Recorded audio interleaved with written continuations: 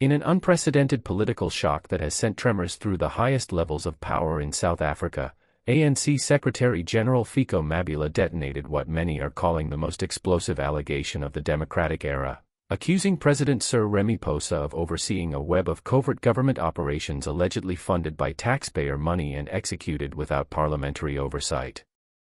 The stunning claims were unveiled during an emergency late-night press briefing at Latuli House, a moment that instantly ignited outrage, fear, and frantic political maneuvering across the country.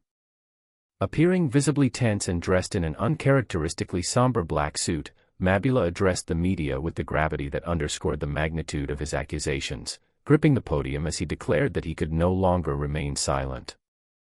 He asserted that he was presenting concrete evidence to the people of South Africa, including contracts, financial records, internal correspondence, and private communications, all of which he claimed demonstrated that secret infrastructure and intelligence projects had been carried out using public funds without the legally required approval of Parliament, allegedly under the direct authority of President Ramaphosa and a small, closed circle of trusted advisors. To reinforce his claims, Mbalula held up a thick binder of documents, which he said contained proof of numerous concealed schemes worth billions of rand hidden from both lawmakers and the public. Among the most alarming revelations was a purportedly secret energy program valued at 3.1 billion rand, allegedly executed in a foreign country under the guise of strategic resource cooperation, a project Mbalula claimed produced no tangible returns and may never have existed in the form officially described on paper. He suggested that the initiative was little more than a financial black hole, raising the possibility that the funds had been diverted elsewhere under false pretenses. Even more disturbing, Mbalula alleged the existence of an illicit digital surveillance operation outsourced to international intelligence contractors, emphasizing that this program was not designed to protect national security, but was instead weaponized against political opponents both inside and outside the ANC. According to him, the spying extended to civil society activists, internal party critics, and dissenting voices, all allegedly monitored using money taken directly from taxpayers. Mbalula insisted that the operation represented a gross abuse of power, turning state security tools inward to silence opposition and entrench control.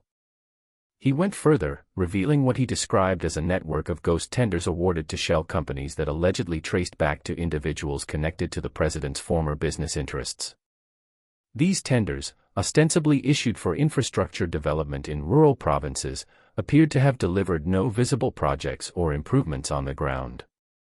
Mbalula claimed that investigators had followed the ownership trails of these companies, scrutinized bank transactions, and tracked offshore transfers, some of which allegedly carried signed authorizations bearing the president's name between 2019 and 2023. He described the entire structure as a shadow government operating parallel to official state institutions, insulated from accountability and scrutiny.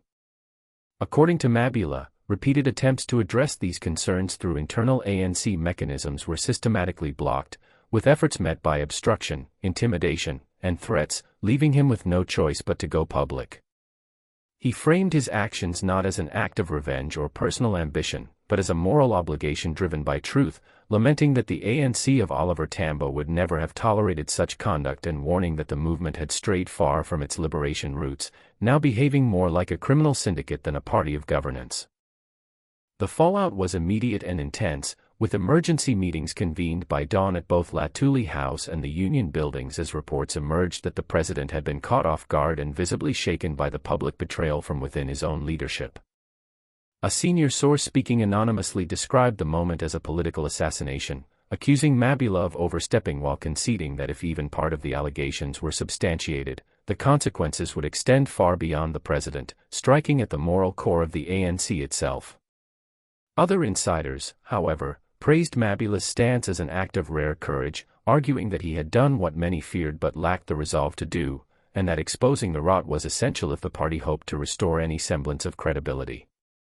As the news broke, social media erupted with hashtags linked to the scandal surging to the top of trending lists, as civil society organizations, analysts, and trade unions demanded immediate and independent investigations. The Democratic Alliance moved swiftly, with its leader calling for an emergency parliamentary sitting and declaring that if even half of Mbalula's claims proved accurate, the scandal would represent the greatest betrayal of the South African people since the era of state capture under Jacob Zuma, insisting that the president should step aside and that law enforcement agencies, including the Hawks, the SIU, and the Auditor General, must act without delay. The economic freedom fighters also weighed in, with Julius Malema releasing a scathing voice note asserting that the allegations confirmed long-standing warnings about Ramaphosa's leadership and condemning any president who would spy on his own comrades. Even the ANC Youth League, typically cautious in moments of internal crisis, issued a measured statement acknowledging the seriousness of the claims, urging the establishment of an internal commission of inquiry while cautioning against rushing to judgment before all facts were verified. In response, the presidency released a brief midnight statement dismissing the allegations as unfounded, stating that the claims were under legal review and warning against the spread of misinformation that could destabilize the country, while reaffirming the president's commitment to transparency and democratic accountability. Despite this denial, reports emerged that officials across key departments, including Treasury, the State Security Agency, and public enterprises, had been instructed to preserve all documents from 2018 to 2024, suggesting that internal probes were already underway. The Auditor General's office confirmed that its forensic division had been briefed and would begin preliminary audits within days, while Parliament prepared to debate the creation of an independent judicial commission of inquiry, potentially chaired by a retired judge with full subpoena powers. Political commentators described the moment as a potential watershed in South Africa's democratic history, warning that if the allegations were proven, the country could witness the removal of a sitting president, a dramatic reshuffling of ANC leadership, and possibly the collapse of the ruling party in its current form. For President Ramaphosa, long portrayed as a technocrat tasked with restoring order after the chaos of the Zuma years, the crisis represents the greatest test of his presidency and legacy. For Mbalula, now cast as a whistleblower by some and a traitor by others, the risks are equally severe, with whispers of disciplinary action, possible criminal charges related to the disclosure of sensitive information, and even concerns about his personal safety circulating within political circles. One reality, however, is undeniable: South Africa has entered uncharted territory. And for a nation still scarred by years of corruption and broken trust, the possibility that the promise of renewal may have been an illusion has shaken public confidence to its core.